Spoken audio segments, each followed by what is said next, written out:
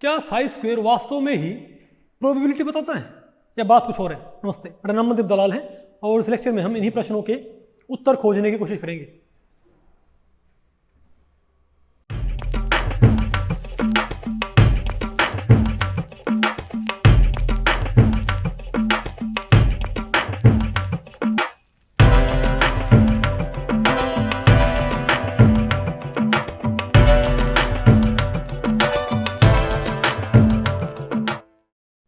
Okay, ठीक है। तो भाई अब हमें क्या पढ़ना है? Max Born interpretation of wave function. ठीक है। अच्छा, मैं आपसे एक बात पूछूं, साई स्क्वायर क्या बताता है? कभी किसी सामने मत बोल दियो कि साई स्क्वायर क्या बताता है? प्रोबेबिलिटी। साई स्क्वायर प्रोबेबिलिटी नहीं बताता। कि या तो क्या बोलो, वेव डेंसिटी, या क्या बोलो भाई, प्रोबेबिलिटी डेंसिटी। प्रोबेबिलिटी कभी, साई स्क्वायर कभी क्या नहीं होता, प्रोबेबिलिटी। बात आपको पहले पढ़ रही है? नहीं, अभी अभी कैसे पहले पड़ेगी भाई, हम आपको बताएंगे। ठीक है। साई स्क्वायर होता है wave density. Sai square multiply, खैर अब इसको पढ़ते हैं। तो भाई इसको आपको बताएंगे, Max Born interpretation of wave function. तो भाई इस लेक्चर को मैंने बांटा टोटल 4 सेक्शंस में। पहला सेक्शन बताओ क्या होगा हमारा? Concept of wave density and probability. ठीक है। दूसरा बताओ क्या होगा? Wave function and probability in one dimensional system. फिर क्या है? Wave function and probability in 2 dimensional system. Wave function and probability in 3 dimensional system. तो पहले हम क्या पढ़ते हैं? पहले हम भाई वेव डेंसिटी और प्रोबेबिलिटी का कॉन्सेप्ट पढ़ते हैं। ठीक है। ओके, ठीक है बात। तो देखो मैं आपको बताऊं भाई, पहली बात तो जो वेव फंक्शन है, साइलेंस भाई, देखो मैक्स बोर्न ने नहीं है, मैक्स बोर्न ने, इसको बोर्न लाई बोलते हैं भाई। मैक्स बोर्न ने जो वेव फंक्शन है उसको, उसका फिर उन्होंने उसका इंटरप्रिटेशन दिया, इसका मीनिंग क्या होता है वेव फंक्शन का। यहाँ पर किसी पॉइंट पे वेव फंक्शन का मीनिंग क्या होता है। अब आप ये बताओ, क्योंकि इलेक्ट्रॉन क्या होता है? वेव। इलेक्ट्रॉन क्वांटम वर्ल्ड में कैसे बिहेव करता है? Wave like, isn't it? और वेव का जो एम्पलीट्यूड होता है, किसी भी वेव का जो क्या होता है? एम्पलीट्यूड। नहीं, आप मुझे बताओ, इलेक्ट्रोमैग्नेटिक रेडिएशन को हम वेव मानते हैं ना भाई? अरे बोलो भाई। तो किसी पॉइंट पे जो उसमें क्या होता है? एम्पलीट्यूड। तो एम्पलीट्यूड का स्क्वायर करने से क्या आती है? वेव की। भाई वेव की भी तो क्या होती है? वेव का भी तो क्या होता है? एम्पलीट्यूड। नहीं होता क्या? तो एम्पलीट्यूड का स्क्वायर करने पर क्या मिलता हमको? Intensity of that radiation. क्या मिलता हमको भाई? नहीं बेटा, आपको पहले पढ़ा भाई, वेव का जो वेव्स होती हैं, किसी वेव की इंटेंसिटी कैसे मालूम करते हैं? बताओ। वेव के एम्पलीट्यूड का स्क्वायर करने पर क्या मिलता हमको? वेव की इंटेंसिटी। तो मैक्स बोर्न के दिमाग में आया कि अगर क्लासिकल वेव्स की इंटेंसिटी वेव्स की जो हाइट होती है उसका स्क्वायर करने पर मिल जाती है, इजंट इट? तो क्योंकि इलेक्ट्रॉन भी कैसे बिहेव करता है? Wave like. तो अगर हम इलेक्ट्रॉन के वेव फंक्शन को स्क्वायर कर दें तो मुझे इलेक्ट्रॉन वेव की क्या मिल जाएगी? Intensity, isn't it? अगर आप किसी सिंपल वेव की हाइट को स्क्वायर कर देते हो तो क्या मिल जाता आपको? उस वेव की इंटेंसिटी। क्लासिकल वेव की एम्पलीट्यूड यानी हाइट का स्क्वायर करने पर क्लासिकल वेव की इंटेंसिटी मिलती है। तो इलेक्ट्रॉन वेव का जो एम्पलीट्यूड होता है साई, उसको स्क्वायर करने पर क्या मिलना चाहिए हमको? क्योंकि साई यहां पर क्या शो कर रहा है? इलेक्ट्रॉन वेव का एम्पलीट्यूड। क्या? इलेक्ट्रॉन वेव का एम्पलीट्यूड। तो अगर मैं इलेक्ट्रॉन वेव के एम्पलीट्यूड का स्क्वायर करूं तो मुझे क्या मिलना चाहिए? इलेक्ट्रॉन वेव की इंटेंसिटी। इलेक्ट्रॉन भी क्या एक तरह का वेव है, एक तरह की वेव है, इजंट इट? लेकिन फिर बोलने में अच्छा नहीं लगता भाई कि electron wave intensity, electron wave intensity, उसको बोलने लग गए इलेक्ट्रॉन वेव डेंसिटी, उसे क्या बोलने लगे भाई?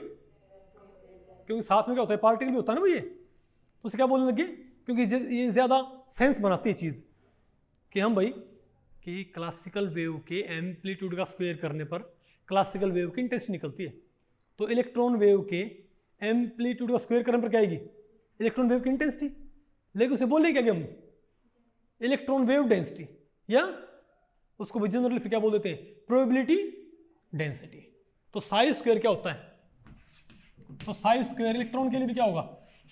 इलेक्ट्रॉन वेव डेंसिटी या प्रोबेबिलिटी डेंसिटी, इजंट इट? ठीक है बात।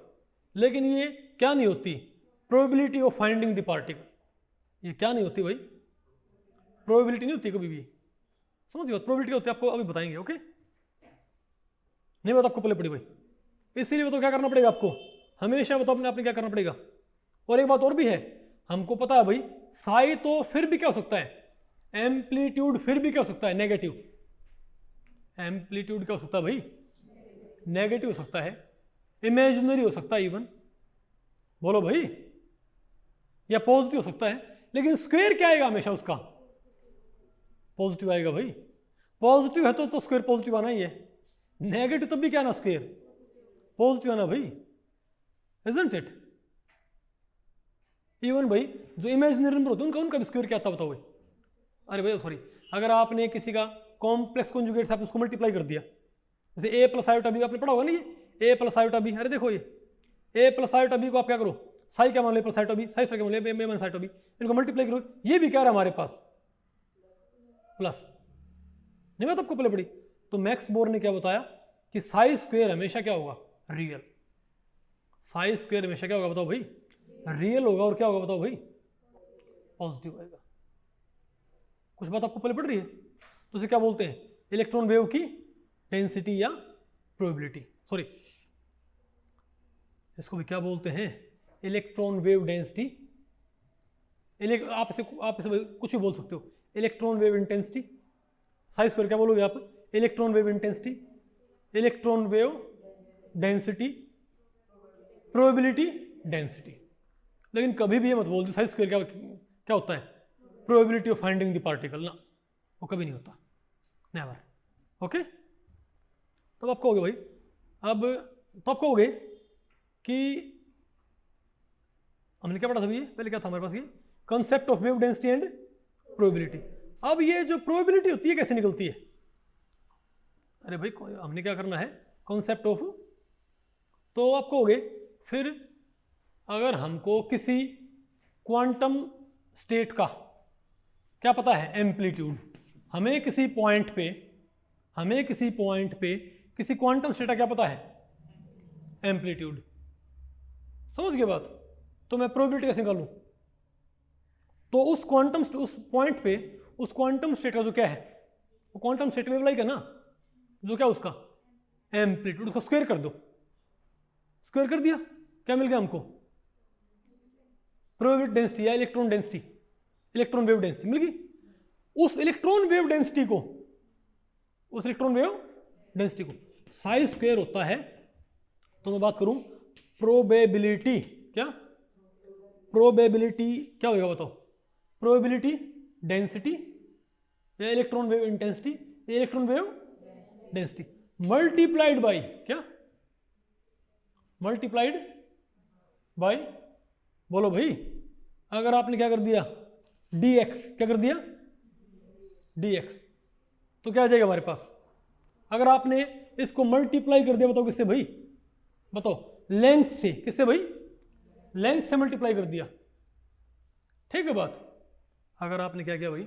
आपने इलेक्ट्रॉन वेव डेंसिटी या इलेक्ट्रॉन वेव इंटेंसिटी या प्रोबेबिलिटी डेंसिटी को मल्टीप्लाई कर दिया लेंथ से, ठीक है बात? मैं भाई बात कर रहा हूं जनरल, मैं बात नहीं कर रहा इंटीग्रेशन फिलहाल। तो क्या आ जाएगा आपके पास? Probability in one dimensional system. क्या जाएगी? One dimension. अगर आपने इसे मल्टीप्लाई कर दिया किससे भाई? एरिया से, तो क्या आ जाएगी? Probability in to dimensional system. आपने मल्टीप्लाई कर दिया वॉल्यूम से, तो क्या आ जाएगा? Probability in three dimensional system. ये होती है प्रोबेबिलिटी। साई स्क्वायर कभी भी प्रोबेबिलिटी नहीं होता, वो इलेक्ट्रॉन वेव की इंटेंसिटी होती है, इलेक्ट्रॉन वेव की डेंसिटी होती है। या अगर आप बोल भी रहे हो प्रोबेबिलिटी तो क्या बोलो उसको, प्रोबेबिलिटी डेंसिटी बोलो। हाँ, अब ये जो electron wave density, electron wave intensity या प्रोबेबिलिटी डेंसिटी है साई स्क्वायर, इसको मल्टीप्लाई कर दो आप किससे, लेंथ से, तो क्या आ जाएगा हमारे पास, probability of finding the particle in one dimensional system. Area से टू डायमेंशनल सिस्टम, वॉल्यूम से ये होता है, ठीक है ना बात। ओके, अब इसको थोड़ा मैं ज़्यादा एलैबोरेट करता हूँ। तो पहले हम बात करते हैं wave function and probability in one dimensional system, ठीक है बात। तो आप ये देखें कि यहाँ पर हमारे पास एक वन डायमेंशन, हमारे पास कोई एक वेव, अरे भाई हमारे पास क्या है, एक्स हमारे पास क्या है, वन डायमेंशनल सिस्टम। देखो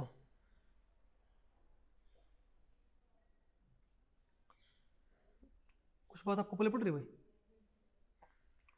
कि नहीं, बात आपको पहले पड़ रही, आप ये बताओ भाई। देखो ये एक कोई वेव फंक्शन है, ठीक है, तो इस पॉइंट पे ये क्या है, साई की वैल्यू, बोलो भाई, अगर मैं इसका स्क्वायर कर दूंगा तो मुझे क्या मिल जाएगा, अरे भाई तो मुझे ये किसका ग्राफ मिल गया, ये ग्राफ किसका है, प्रोबेबिलिटी नहीं, किसका, ये प्रोबेबिलिटी डेंसिटी का क्या है, ग्राफ है, समझ गए बात। ओके, अब आपने क्या करना भाई, आपने निकालना है प्रोबेबिलिटी, हमेशा एक रेंज में निकलती है, किसमें निकलती है भाई, हमेशा एक रेंज में आप क्या निकालते हो, हमेशा प्रोबेबिलिटी, कभी भी वो किसी पॉइंट पे नहीं होती, पॉइंट पे हमेशा क्या होती है, वेव डेंसिटी, रेंज हमेशा किसकी होती है, ठीक है। देखो हम बात करें ना वन डायमेंशनल सिस्टम की, हम बात करें वन डायमेंशनल सिस्टम की, तो चलो मैं एक वेव को मैं भाई डिस्ट्रीब्यूट कर देता हूँ, चलो मैं वेव को मानता हूँ स्मोक मान लेता हूँ, क्या मानता हूँ भाई, वेव को स्मोक मान लेता हूँ, ठीक है। अच्छा, जो वेव फंक्शन था, आपको जो यहाँ पर वेव फंक्शन नजर आ रहा है, कौन सा, अरे आपको जो वेव फंक्शन नजर आ रहा है बताओ, ठीक है ना, ये तो क्या है, वेव फंक्शन, और स्क्वायर क्या होगा इसका, ये हो जाएगा ना, इजंट इट, ठीक है। तो आप ये बताओ भाई, मान लिया हमारे पास ये ग्राफ आ गया, ये बताओ ग्राफ किसका, अब वेव डेंसिटी किसका ग्राफ, ये वेव डेंसिटी, ये भाई साइज स्क्वायर ग्राफ है, ठीक है बात। ओके, अच्छा इसका मैं अगर भाई, ये तो ग्राफ है, ये तो ग्राफ मैंने बनाया है बोर्ड के ऊपर, अगर मैं इसका भाई ग्राफ कैसे बनाना चाहूँ बताओ, विजुअल ग्राफ इसका ज़्यादा, अरे इसका स्मोक ग्राफ, मैं भाई स्मोक ग्राफ बहुत यूज़ करता हूँ। स्मोक ग्राफ का मतलब क्या, आप ये बताओ, वेव डेंसिटी शुरू में कितनी है, 0, फिर वेव डेंसिटी बढ़ती बढ़ती क्या होगी, मैक्सिमम, फिर वेव डेंसिटी घटती घटती क्या होगी, 0, फिर बढ़ती बढ़ती मैक्सिमम, घटते घटते 0, ठीक है बात। तो इसको आप ऐसे मान लो, आप इसको ऐसे मान लो भाई कि ये कोई पाइप है शीशे का, क्या कोई पाइप, शीशे का पाइप है। अब आप इसमें नहीं है, जैसे यहाँ पर आपने भाई इसी लेंथ का है, इसी लेंथ का पाइप है बिल्कुल ये, और इसकी लेंथ क्या बिल्कुल इतनी ही है जितनी ये है, ठीक है बात। लेकिन यहाँ पर तो जैसे आप यहाँ से यहाँ पर चलते हो ना, इसमें आप यहाँ से यहाँ पर चलते हो, ठीक है बात। लेकिन यहाँ पर आप वेव डेंसिटी का मैग्नीट्यूड बताओ आप कैसे शो करते हो, बताओ भाई, इस हाइट से, इस लाइन की हाइट से। यहाँ पर आपने वेव डेंसिटी का मैग्नीट्यूड आपने शो करना, बताओ कैसे, किसी भी स्मोक से। तो यहाँ पर आप स्मोक क्या भरो, बिल्कुल 0, फिर स्मोक बढ़ता बढ़ता क्या हो जाएगा भाई, मैक्सिमम, फिर स्मोक घटता घटता 0, क्योंकि भाई फिर स्मोक बढ़ता बढ़ता मैक्सिमम घटता घटता 0 आ गया ना हमारे पास, नहीं वो आपको पहले पड़े। अरे भाई स्मोक आपने यहाँ से शुरू करना है, फिर बढ़ाना है, फिर घटाना है, और फिर बढ़ाना और फिर घटाना है। तो जैसे यहाँ पर इसको बोलते हैं लाइन ग्राफ, इसको बोलते हैं स्मोक ग्राफ। तो स्मोक ग्राफ में यहाँ पर लाइन ग्राफ में इन 2 पॉइंट्स पर लाइन का क्या सबसे ज़्यादा, तो यहाँ बताओ क्या स्मोक ग्राफ की बात आपको पहले पड़ रही है, ठीक है। तो अब मैं ये कहूँ भाई कि आपने पता करना है इस रेंज में पार्टिकल के मिलने की संभावना क्या है। तो आपने पता क्या करना है, आपने, क्योंकि इसमें पूरे में स्मोक फैला हुआ है, तो आपने सारा स्मोक काउंट करना है। किस रेंज में, इस पाइप में यहाँ से आते जो क्या भरा हुआ है, स्मोक भरा हुआ है ना भाई, आपने वो स्मोक क्या करना है, काउंट करना है। और इसे पूरा स्मोक कितना मानना है? 1। इसमें पूरा स्मोक क्या मानना है भाई आपने? 1 भाई, 1। इसको बोलते हैं नॉर्मलाइजेशन। पता होगा ना कोई चीज का? नहीं होता आपको पहले बड़े भाई? तो ये स्मोक मैं कैसे कैलकुलेट कर सकता हूं बताओ भाई? तो स्मोक की इंटेंसिटी कैसे शो कर रखी है मैंने यहां पर लाइन ग्राफ में?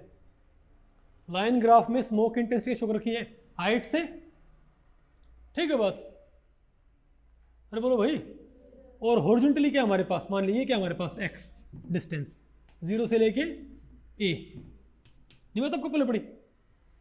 तो भाई आप ये मानो भाई मुझे इस रेंज में स्मोक पता करना है, तो इस रेंज में ये वाला ये नहीं जाएगा भाई? अरे बोलो भाई, ठीक है। अच्छा, वर्टिकली क्या है? Wave density. और हॉरिजॉन्टली क्या है? डिस्टेंस। समझ गए बात? तो पता प्रोबेबिलिटी क्या होगी? याद रखो ये स्मोक को शो कर रहा है। प्रोबेबिलिटी क्या होगी कि यहां से लेके यहां तक जितना भी वेव डेंसिटी है, जितनी भी क्या है वेव डेंसिटी, वो सारी आपने कंसिडर करनी है। नहीं समझे बात? तो आपने ये एरिया निकालना है। आपने क्या निकालना है? ये एरिया। तो यहां से लेके यहां तक जो एरिया होगा, यहां से लेके यहां तक जो क्या होगा? एरिया होगा ना। वो पता क्या, वो आपको क्या पता लग गया? अरे अगर साइज स्क्वायर क्या शो कर रहा है भाई? Wave density, probability density. तो अगर आपने प्रोबेबिलिटी डेंसिटी को आपने मल्टीप्लाई कर दिया किससे भाई? इस रेंज से, तो क्या आपके पास इस पतली रेक्टेंगल का एरिया नहीं आ जाएगा क्या? ये एरिया पता क्या होता है? ये एरिया बताओ क्या होगा? प्रोबेबिलिटी। ये क्या होगा भाई? Area probability. समझ गए बात? नहीं बात आपको पहले पड़ रही? समझ गया ना बात? तो ये क्या होगा हमारे पास? प्रोबेबिलिटी। तो कैसे होगा? Size square into dx। ये मान लिया dx लेंथ है, इजंट इट? तुम क्या बोलेंगे हमारे पास? तो प्रोबेबिलिटी हमारे पास क्या ही है? साइज स्क्वायर इनटू dx ये आई है। लेकिन ये प्रोबेबिलिटी जो आई है ये सिर्फ इस रेंज की है। समझ गए बात? और इस क्योंकि भाई ये रेक्टेंगल थी, क्या थी? रेक्टेंगल। तो हमने ये एरिया निकालना था। तो रेक्टेंगल का एरिया तो बहुत इजीली आ जाता है कि ये साइड इनटू ये साइड। ये साइड क्या है आपको भाई? अरे क्योंकि अगर आपने बहुत पतली रेक्टेंगल ली है तो ये चीज आपको ऑलमोस्ट क्या नजर आएगी? स्ट्रेट। बात आपको पहले पड़ रही है? हालांकि इसमें स्लोप है लेकिन हमको ऑलमोस्ट क्या नजर आएगी? स्ट्रेट। तो this side by this side simply क्या है हमारे पास? इस रीजन की प्रोबेबिलिटी, इजंट इट? लेकिन मुझे अगर पूरे रीजन की प्रोबेबिलिटी निकालनी हो यहां से लेके वहां तक, तब बताओ मुझे क्या करना पड़ेगा? या फिर मुझे भाई ज्यादा रेंज अगर मैं यूज करता हूं, अगर मैं ये रेंज यूज करूं तो यहां पर भाई, तो ये जो एरिया है ये किसी ट्रायंगल को फॉर्म नहीं करता। अरे बोलो भाई, यहां से लेके यहां तक एरिया कोई ट्रायंगल फॉर्म नहीं करता, इजंट इट? तो ये एरिया बताओ फिर कैसे आएगा? बोलो भाई, इस एरिया को आप कैसे कैलकुलेट करोगे? आपको बाकायदा भाई इस रेंज से लेके इस रेंज तक अपने क्या करना पड़ेगा? इसको इंटीग्रेट। अपने इसको क्या करना पड़ेगा? इंटीग्रेट। ओके, तो हम क्या करेंगे? तो साइज स्क्वायर इनटू dx से बहुत छोटी रेंज का क्या होता है? प्रोबेबिलिटी। अगर आपने थोड़ी ज्यादा रेंज की अपनी क्या निकालनी है? प्रोबेबिलिटी। अब क्या करो? इसको इंटीग्रेट। अरे भाई लोअर वैल्यू से लेके हायर वैल्यू तक, तो आपके पास क्या जाएगी? उस रेंज। अगर मुझे मान लिया भाई, अगर मुझे यहां से लेके मुझे अगर सारा ही क्या निकालना है बताओ भाई, अगर हमको सारा ये एरिया निकालना है यहां से लेके यहां तक, मुझे सारा निकालना है यहां से लेके यहां तक, तो साइज स्क्वायर के ग्राफ के अंडर साइज स्क्वायर का जो कर्व होगा ना उसके अंडर जो एरिया होता है वो वास्तव में क्या होता है? प्रोबेबिलिटी। साइज स्क्वायर बताता है wave density, probability density, electron density. समझ गए बात? फिर उसका जो आप क्या प्लॉट क्या भाई कर्व आपने प्लॉट किया ना, तो वो बताओ फिर क्या देगा हमको? प्रोबेबिलिटी। बात आपको पहले पड़ रही है? और वो हमको पता भाई वो कैसे आएगा बताओ? तो अब क्या करो इसको? अब आप इसको क्या करोगे? फुल रेंज पे क्या करोगे? 0 से लेके a तक आपने क्या करना पड़ेगा? इंटीग्रेट। अब समझ गए dx का यूज करते हैं ये dx, क्योंकि वो बहुत छोटे रीजन में क्या होता है? प्रोबेबिलिटी। उसको इंटीग्रेट करने के लिए फिर अगर सिर्फ और सिर्फ अगर साइज स्क्वायर क्या होता है? प्रोबेबिलिटी भाई, तो मैंने साई स्क्वायर को मैंने इंटीग्रेट क्यों नहीं कर लिया? Sai square into D x को ही इंटीग्रेट क्यों करना पड़ता है? बात आपको पहले पड़ रही है? क्योंकि प्रोबेबिलिटी होती क्या है? Sai square into length, one dimensional system के अंदर, और वो लेंथ वो थोड़ी होगी तो क्या मिलेगी? थोड़े रीजन की प्रोबेबिलिटी। बात आपको पहले पड़ गई? ठीक है, तो बताओ वन डायमेंशनल सिस्टम में तो क्या होगा? तो ये बताओ रीजन क्या है हमारे पास? अरे बात आपको पहले पड़ गई भाई? अरे बोलो। और टोटल प्रोबेबिलिटी बताओ क्या है हमारे पास? बताओ क्या आएगी भाई? हमेशा क्या आएगी? 1। तो वन डायमेंशनल सिस्टम में क्या करते हैं बताओ? Sai square multiplied by D x. अब हम बात करते हैं wave function and probability in to dimensional system. भाई देखो, टू डायमेंशनल सिस्टम के अंदर,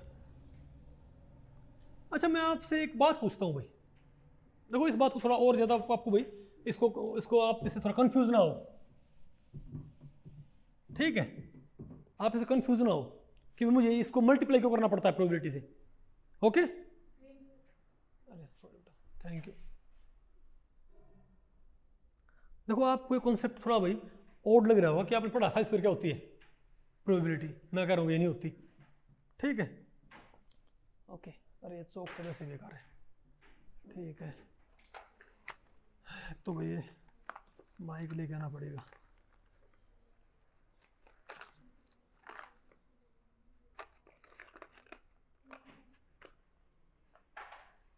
बात आपको पहले पड़ रही है भाई? अरे मुझे एक जोक याद आ गया भाई, ठीक है? देखो आपको हो गया, मुझे साई स्क्वायर को क्यों मल्टीप्लाई करना पड़ता है? लेंथ से, वॉल्यूम से, या एरिया से? साई स्क्वायर ही क्यों नहीं बता देता प्रोबेबिलिटी? Isn't it? वो भाई इसलिए नहीं बताता, ये भाई इसलिए नहीं बताता कि मान लिया भाई, अगर आपके पास ये मान लो भाई, अरे भाई एक रूम का आप फर्श मान लो, क्या मान लो आप? रूम का फर्श, ठीक है बात? और इसके अंदर ये मान लो भाई बहुत सारे सरसों के दाने, इसके अंदर बहुत सारे सरसों के दाने हमने भाई क्या कर रखे हैं? स्प्रेड कर रखे हैं, ठीक है बात? ओके, तो वो दाने यहाँ भी हैं, यहाँ भी हैं, और यहाँ बताओ क्या है? वो ज़्यादा डेंस है, और यहाँ बताओ क्या हो गए भाई? वो कम हो गए। बात आपको पहले पड़ गई? Isn't it? ठीक है, ओके। तो आपके अकॉर्डिंग भाई इस सरसों के दाने के मिलने की जो प्रोबेबिलिटी है वो ज्यादा कहाँ है? नहीं। अब अगर मैं ये कह दूं कि एक तुम यहां पर तो मैं लेता हूं भाई इतना एरिया, क्या? और यहां मैं लेता हूं इतना एरिया, बात आपको पहले पड़ रही है? भाई यहां पर मैंने क्या लिया? कम एरिया लिया है, हालांकि यहां पर उसकी डेंसिटी क्या है? ज्यादा। लेकिन अगर मैं इस रीजन में सरसों के दाने अगर ढूंढता हूं तो मुझे मिले 3 दाने यहां पर, नहीं बात आपको पहले पड़ी? हालांकि यहां पर डेंसिटी क्या है? ज्यादा है भाई, लेकिन तब भी मुझे हमको यहां पर कम दाने नहीं मिले क्या? क्यों? एरिया हमने कम लिया भाई। यहां पर बताओ ये क्या काफी रेयर नहीं है क्या? लेकिन आपने एरिया बताओ क्या ले लिया? ज्यादा ले लिया, इजंट इट? तो यहां पर देखो वेव डेंसिटी यहां पर क्या है? कम है। सरसों के दानों की डेंसिटी यहां पर क्या है भाई? कम है। लेकिन इस रीजन में क्या उनके मिलने की संभावना क्या है? ज्यादा नहीं। क्यों भाई? क्यों है बताओ? इस रीजन में सरसों के दाने मिलने की संभावना ज्यादा क्यों है बताओ? तो यहां पर एरिया आपने क्या लिया भाई? ज्यादा लिया। तो आपको साफ दिख रहा है भाई कि प्रोबेबिलिटी को सिर्फ और सिर्फ अगर मैं दाने काउंट करता हूं, यहां मुझे मिलते 3 दाने, यहां मुझे मिलते मान लिया 8 दाने, ठीक है? यहां पर डेंसिटी कम होने के बावजूद आपको ज्यादा जो पार्टिकल्स वो काउंट करने को मिलेंगे, इजंट इट? तो आपको साफ दिख रहा है कि पार्टिकल के मिलने की संभावना सिर्फ और सिर्फ वेव डेंसिटी के ऊपर डिपेंड ना करती। समझ गए बात? वो डिपेंड किस पे करती है बताओ भाई? किससे? एरिया से, लेंथ से, या वॉल्यूम से। जैसे यहाँ पर यहाँ बताओ ये किससे डिपेंड कर रही है? एरिया से। तो आपने क्या करना पड़ेगा, आपने इसमें जो क्या है, तो आपने यहाँ पर आपने क्या निकालनी बताओ? पार्टिकल्स के मिलने की संभावना। तो अब आप बताओ क्या करोगे आप? बोलो भाई। और ये मान लो भाई इसके अंदर ये, अब इसके अंदर ये मान लो कि ऑलमोस्ट क्या है ये? कांस्टेंट। ऑलमोस्ट क्या है ये? अरे भाई डिस्ट्रीब्यूशन हालांकि यहाँ पर ज़्यादा होगा, यहाँ पर क्या होगा? कम होगा, लेकिन ऑलमोस्ट क्या मान लो इसको? कुछ समझ लिया, क्या मान लो? कांस्टेंट मान लो। समझ गए बात? तो बताओ क्या आएगा? तो इसका एरिया कैसे आएगा बताओ? सॉरी, तो ये बताओ कैसे आप काउंट करोगे? अरे बोलो भाई। तो इस एरिया को आप सिंपली किससे मल्टीप्लाई कर दोगे? वेव डेंसिटी से। समझ गई बात? यहाँ पर आप बताओ क्या करोगे? वेव डेंसिटी इनटू इसका एरिया, वेव डेंसिटी इनटू इसका एरिया। अब देखो अगर मैं एरिया बहुत ही कम ले लूँ, मैं तुम बताओ इस रीजन में, अगर मैं यहाँ पर बहुत सेंटर में इतना छोटा एरिया ले लूँ भाई, बहुत ही कम एरिया, तो यहाँ पर डेंसिटी बहुत ज़्यादा है, लेकिन पार्टिकल्स मिलने से बहुत कम नहीं, बहुत कम। अगर आपने पार्टिकल के साइज से भी क्या ले लिया, छोटा एरिया, तो वहाँ पर एक भी पार्टिकल आपको नहीं मिलेगा। बात आपको पहले पड़ी। हालांकि डेंसिटी क्या वहाँ पर बहुत ज़्यादा नहीं, बात आपको पहले पड़ रही? अरे बोलो भाई। तो इसीलिए क्या करना पड़ता हमेशा बताओ? तो area into length, area into area, sorry size square into length, size square into area, size square into volume. ठीक है। अब आप कहोगे भाई फिर ये हम डी टाउ, डी ए या डी एक्स यूज क्यों कर लेते हैं? समझ गए बात? ये भाई हम इसलिए यूज कर लेते हैं क्योंकि प्रोबेबिलिटी क्या होती है? Size square into D x D A, या बोलो भाई डी टाउ, यानी कि डी वी वॉल्यूम। क्योंकि चाहे प्रोबेबिलिटी का पैटर्न कैसा ही हो, तो बोलो भाई चाहे प्रोबेबिलिटी पैटर्न भाई कैसा ही हो, मतलब बढ़ती घटती बेशक हो, लेकिन बहुत थोड़े रीजन में प्रोबेबिलिटी पैटर्न क्या रहेगा? हमेशा कांस्टेंट। नहीं समझे बात? अरे भाई जैसे आप ये देखो, मान लिया हमारे पास ये कोई कर्व है, तो ये लगातार बढ़ रहा है ना भाई, लेकिन बहुत थोड़े रीजन में तो बताओ क्या होगा ये? अरे भाई ऑलमोस्ट क्या रहेगा ये?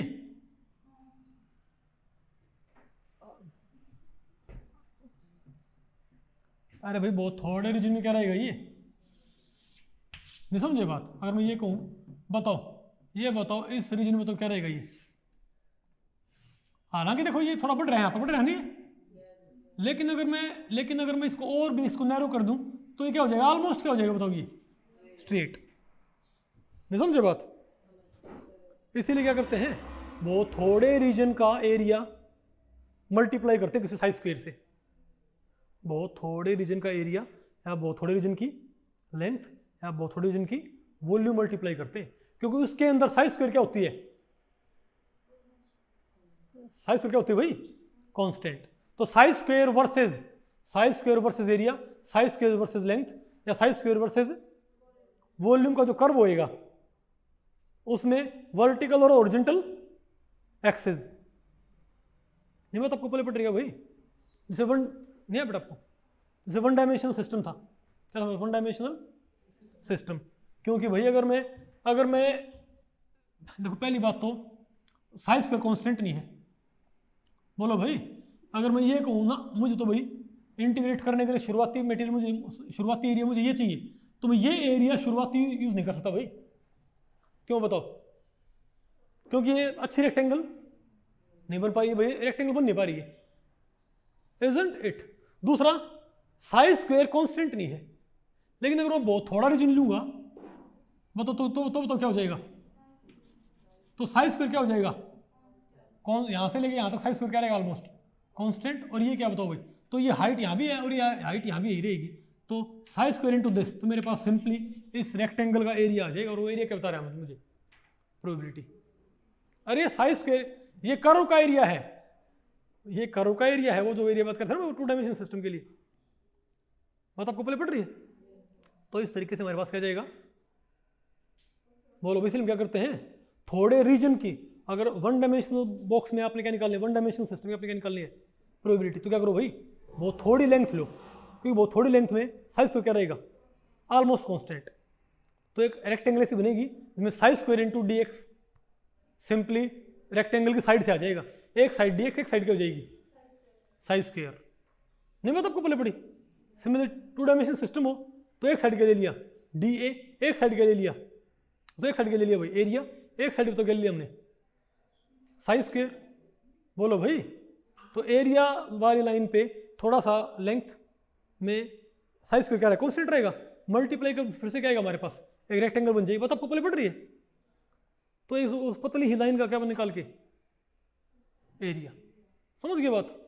सॉरी मतलब उसको मल्टीप्लाई करके उसमें कोई साइज कांस्टेंट रहती है और तब उसका हम क्या करते हैं इंटीग्रेट। ओके आप ये देखो यहां पर देखो, इसीलिए तो 2 डायमेंशनल सिस्टम में आप मुझे बताओ, क्योंकि आपने साइज स्क्वायर को यहां पर किससे मल्टीप्लाई करना पड़ेगा डीए से, डीए से आपने मल्टीप्लाई करना पड़ेगा। तो डीए बहुत स्मॉल एलिमेंट क्यों लेना पड़ता है, आपने साइज स्क्वायर को एरिया से मल्टीप्लाई करना है ना, तो साइज स्क्वायर बहुत स्मॉल क्यों लेना पड़ता है, सॉरी एरिया एलिमेंट बहुत स्मॉल क्यों लेना पड़ता है बताओ भाई हमको, कि उसमें साइज स्क्वायर क्या रहता है कांस्टेंट। अगर यहां पर मान लिया भाई स्मोक ज्यादा है यहां स्मोक कम है, लेकिन बहुत थोड़े एरिया में स्मोक बदले भी गा तो वो ऑलमोस्ट क्या रहेगा कांस्टेंट रहेगा। बात आपको पहले पड़ गई भाई। तो उनकी सिंपल मल्टीप्लाई से हमारे पास क्या जाएगी प्रोबेबिलिटी उस थोड़े से रीजन की, इसको इंटीग्रेट करके क्या निकाल लो आप टोटल प्रोबेबिलिटी। समझ गए बात ये। ओके और देखो भाई अब बताओ क्या हमारे पास wave function and probability in 3 dimensional system, ये बताओ क्या जाएगा हमारे पास। अरे बोलो भाई, अब की बारी आपने बताओ क्या करना है, आपने साइज स्क्वायर किससे मल्टीप्लाई करना है डीवी से। अरे भाई प्रोबेबिलिटी यहां पर किससे आएगी wave density into volume element, wave density into volume element. लेकिन भाई आपको मालूम होना चाहिए, लेकिन आपको भाई मालूम होना चाहिए कि वेव डेंसिटी कांस्टेंट बहुत थोड़ी वॉल्यूम में रहेगी। अगर वेव डेंसिटी विद वॉल्यूम अलग अलग जगह पे स्पेस में अलग अलग जगह पे अगर वेव डेंसिटी क्या हो रही है चेंज हो रही है, तो बहुत थोड़ा रीजन आपने यूज करना पड़ेगा, तो साइज स्क्वायर इनटू डीवी। तो आप मुझे ये बताओ भाई, क्या इस रीजन के अंदर देखो ये जो रीजन है, अगर मैं दुनिया के अंदर क्या फैला हुआ भाई, अगर स्मोक फैला हुआ है, ठीक है बात। अरे भाई तो इस रीजन में स्मोक क्या रहेगा ऑलमोस्ट कांस्टेंट, इस रीजन में स्मोक ऑलमोस्ट क्या रहेगा भाई कांस्टेंट रहेगा, इजंट इट। देखो आप इसको ऐसे मान लो, जब कोई गाड़ी भाई पहाड़ पे चढ़ती है तो बिल्कुल शुरू से बिल्कुल एंड तक वो बहुत ऊपर पहुंच जाती है ना, स्लोप वेरी कर रहा है भाई, लेकिन जो गाड़ी होती है वो ऑलमोस्ट क्या रहती है उस पर जाते हुए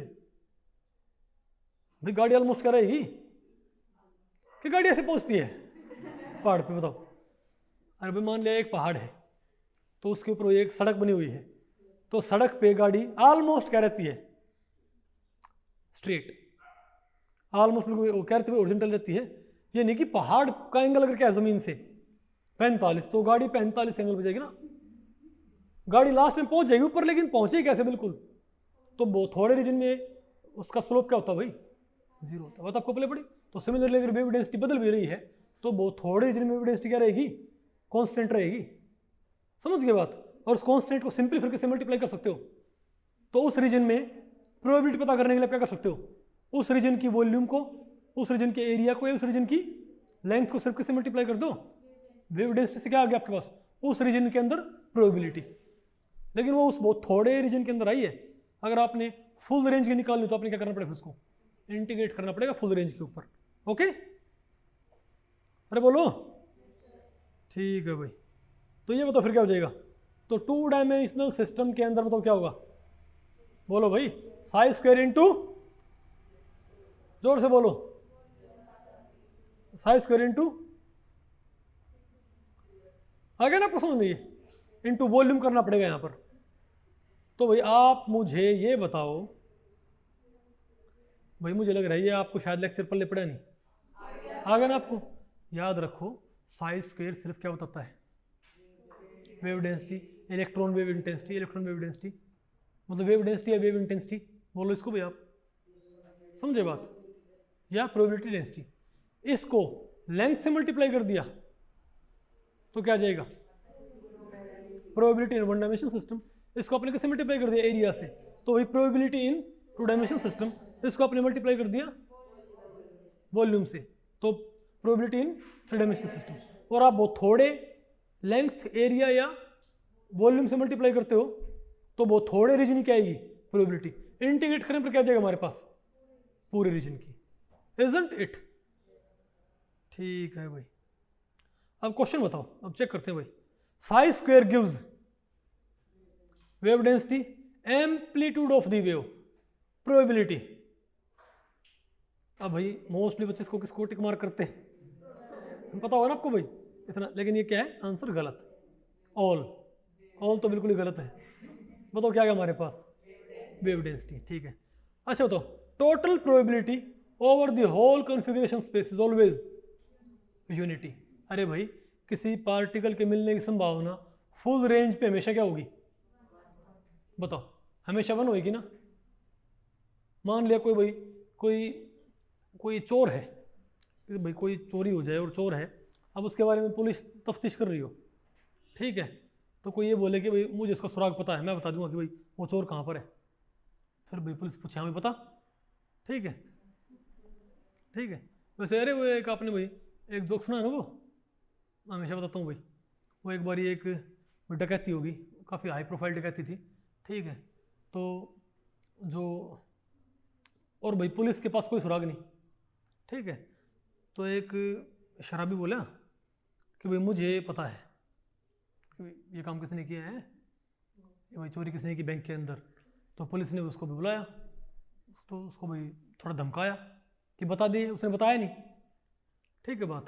तो फिर उसको बोले कि भाई कि कोई तो उसकी फिर भी थोड़ी खातिरदारी की, ठीक है, बोला भाई मेरे लिए अच्छा भाई क्या बोलते हैं भाई पैग वगैरह अच्छी भाई ब्लैक लेबल की बोतल लेके आओ, ये है वो है भाई। वहाँ पर एसपी डीएसपी सब बैठे, वो सारा भाई सामान ले आए खाने पीने का, ठीक है, उसको बढ़िया भाई ब्लैक लेबल की उसको बोतल पिला दी। तो जब उसने भाई पूरी तरह वो बिल्कुल फिट हो लिया, तो फिर उससे पूछा कि हाँ भाई अब तो बता दे कि काम किसने किया है। तो पता क्या बोला जी, मन ने तो ये काम किया, चोर का लग गया। आप समझे मेरी बात में, ओके। तो सिमिलरली भाई अगर कोई ये बोले भाई कि भाई चोर कहाँ है, और कोई बोले कि ये चोर है धरती पर, क्योंकि धरती, और उसका आंसर बिल्कुल ठीक है, क्योंकि चोर के धरती पर मिलने की संभावना क्या है, 100%।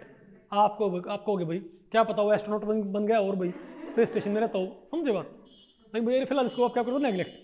अदरवाइज बताओ क्या भाई वो मिलेगा कहाँ पर, तो धरती पर उसके मिलने की संभावना क्या होती है, 100%, 100% भाई, यानी 1 बात आपको पहले पड़ेगी। अरे भाई एक जो कॉइन होता है भाई, आप ये बताओ क्या बोलते हैं, हेड्स या टेल्स आने के, बताओ भाई क्या चांसेस होते हैं, हाफ होते हैं ना, टोटल क्या होता है वहाँ पर भी 1 होता है। तो टोटल प्रोबेबिलिटी हमेशा क्या होगी, 1 होगी, बात आपको पहले पड़ेगी, ठीक है। तो क्या है हमारे पास ये, ओके, बात आपको पहले पड़ेगी ना भाई, कौन सा ऑप्शन आएगा हमारे पास, यूनिटी, ओके।